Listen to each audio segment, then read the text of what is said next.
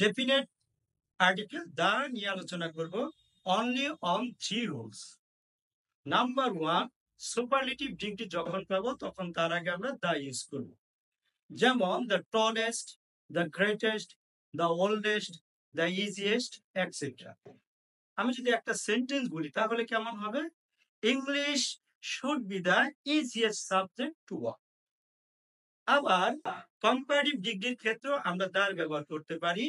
যেমন যদি সেন্টেন্সটা যথাযথ অর্থ প্রকাশ করে এবং একাধিক সেন্টেন্স কমা যুক্ত হয়।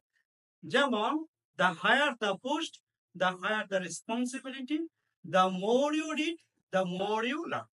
অবশ্যই এখানে এই কম্পারেটিভ ডিগ্রিটা কম্পারেটিভ অ্যাডভার্ব হিসেবে ইউজেবল।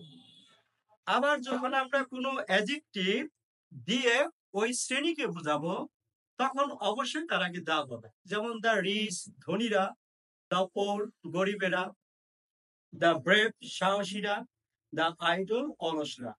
আমি যদি সেন্টেন্স হিসেবে বলি তাহলে এমন হবে the rich should help the poor.